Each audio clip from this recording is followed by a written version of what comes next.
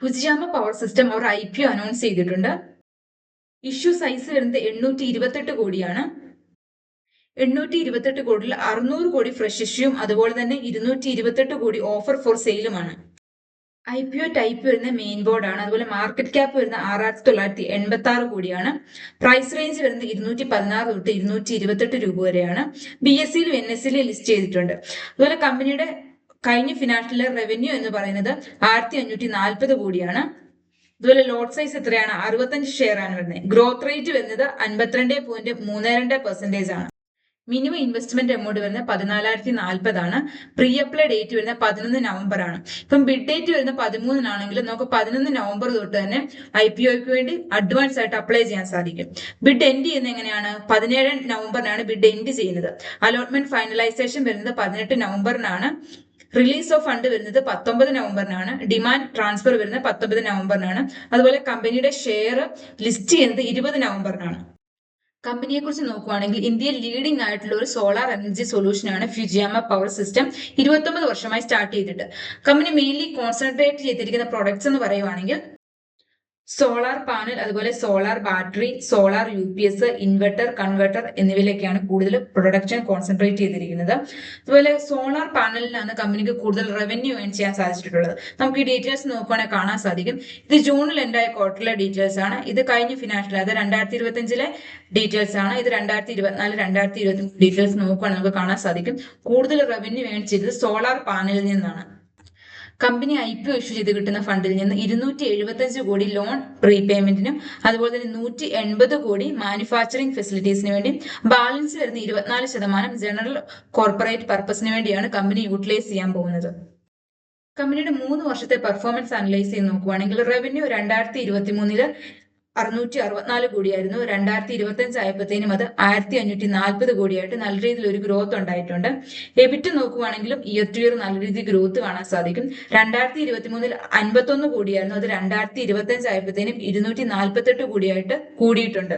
അതുപോലെ profit after tax നോക്കുകയാണെങ്കിലോ 2023 24 കോടിയായിരുന്നു. അത് 2024 ആയപ്പോൾ 45 കോടിയായിട്ട് കൂടി. ഇപ്പൊ 2025 വന്ന് നിൽക്കുമ്പോൾ 156 കോടിയാണ്.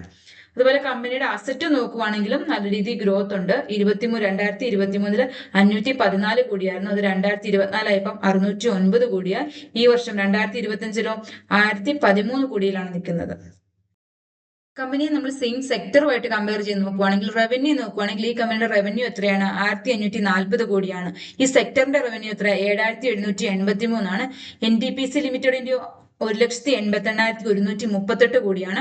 അദാനി പവർ ലിമിറ്റഡിന്റെ 56,203 കോടിയാണ്. ഇപ്പൊ നമ്മൾ ഈ കമ്പനി എന്ന് പറയുന്നത് സ്മോൾ സ്കെയിൽ കമ്പനിയാണ്. അത് ഗ്രോ ചെയ്യുന്നുള്ളൂ. അപ്പൊ അതിന്റേതായ ലിമിറ്റേഷൻ കാണും. നമ്മൾ കമ്പയർ ചെയ്യാനായിട്ടിരിക്കുന്ന കമ്പനി എന്ന് പറയുന്നത് ലാർജ് സ്കെയിൽ കമ്പനീസ് ആണ്. അതാണ് നമ്മൾ ഇത്ര ഡിഫറൻസ് കാണുന്നത്. 3 വർഷത്തെ 3 ഇയർ ഗ്രോത്ത് എന്ന് പറയുവാണെങ്കിൽ ഈ കമ്പനിക്ക് 52% പ്രോഫിറ്റ് ആഫ്റ്റർ ടാക്സ് നോക്കുവാണെങ്കിലും കമ്പനിക്ക് കുറവാണ്. ഈ സെക്ടറിൽ എത്രയാണ് വരുന്നത്? 1281 കോടിയാണ്. ഈ കമ്പനിക്ക് എത്രയാണ്? 156 കോടിയാണ്.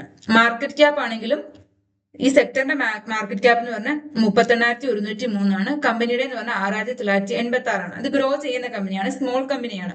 PE റേഷ്യോ നോക്കുവാണെങ്കിൽ കമ്പനിക്ക് PE റേഷ്യോ ഇച്ചിരി കൂടുതലാണ്.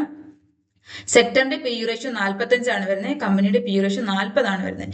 ഡെപ്റ്റ് ഇക്വിറ്റി റേഷ്യോ നോക്കുവാണെങ്കിൽ സെക്ടറിന്റെ എത്രയാണ്? 2.10 ആണ് വരുന്നത്. ദിസ് IPO നമ്മുടെ ഈ കമ്പനിയുടെ വരുന്നത് എത്രയാണ്? 0.87 ആണ്. അത് നല്ല സേന, കാരണം കമ്പനിക്ക് ഡെപ്റ്റ് കുറവാണ്. ഇപ്പോൾ കമ്പനിയുടെ സ്ട്രെങ്ത് നോക്കുകയാണ്. ആദ്യത്തെ പോയിന്റ് ആണ് ഡൈവേഴ്സിഫൈഡ് പ്രൊഡക്റ്റ് പോർട്ട്ഫോളിയോ. കമ്പനി ഒരു പ്രൊഡക്റ്റിൽ തന്നെ കോൺസെൻട്രേറ്റ് ചെയ്യാതെ ഒന്നിൽ കൂടുതൽ പ്രൊഡക്ട്സിലാണ് കോൺസെൻട്രേറ്റ് ചെയ്യുന്നത്. ഡൈവേഴ്സിഫൈഡ് ആണ്. അതായത് solar panel, inverter, batteries and EV charges. അതുപോലെ തന്നെ R&D strength and technology edge.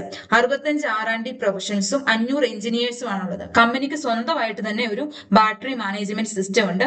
അത് മാത്രമല്ല കമ്പനിയുടെ ഓൾറെഡി ഉള്ള പ്രൊഡക്ഷൻ സെറ്റപ്പ് അവർ അപ്ഗ്രേഡ് ചെയ്യാനുള്ള പ്ലാൻ ഉണ്ട്. അതുപോലെ തന്നെ കമ്പനിയുടെ ഇന്നോവേഷൻസ് ആണ് സിംഗിൾ കാർഡ് ഓൺലൈൻ UPS, അതുപോലെ MBPT സോളാർ ഒപ്റ്റിമൈസേഷൻ ടെക്നോളജി. അതുപോലെ കമ്പനിയുടെ ഒരു സ്ട്രെങ്ത് ആണ് extensive distribution and service network. 725 ഡിസ്ട്രിബ്യൂട്ടേഴ്സും അതുപോലെ 5,546 ഡീലേഴ്സും ആണ് കമ്പനിക്കുള്ളത്.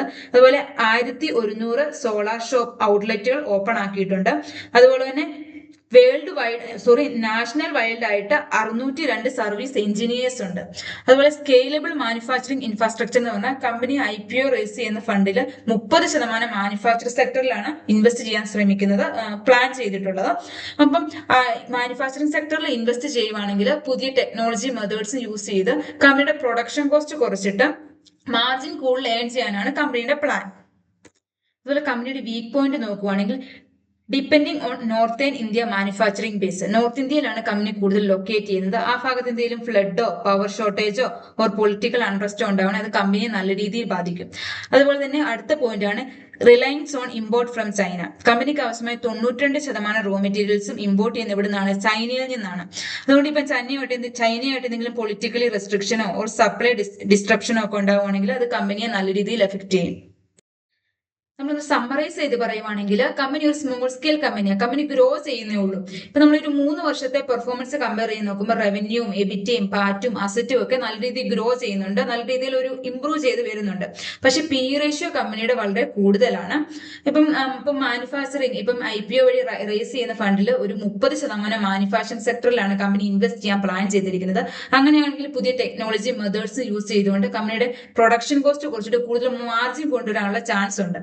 ഓക്കെ, അപ്പം പിന്നെ അതിന്റെ ഒരു ഡ്രോബാക്ക് എന്ന് പറഞ്ഞു കഴിഞ്ഞാൽ കമ്പനിക്ക് ആവശ്യമായ റോ മെറ്റീരിയൽ ഒരു 92% ചൈനയിൽ നിന്നാണ് വരുന്നത്. പിന്നെ എന്തെങ്കിലും പൊളിറ്റിക്കൽ റെസ്ട്രിക്ഷൻ വരുവാണെങ്കിൽ അത് കമ്പനിയെ നല്ല രീതിയിൽ എഫക്ട് ചെയ്യും. ഞാനൊരു എഡ്യൂക്കേഷൻ പർപ്പസിന് വേണ്ടിയാണ് ഈ വീഡിയോ ചെയ്തത്, അല്ലാതെ ഒരു സ്റ്റോക്ക് റെക്കമെൻഡേഷൻ അല്ല.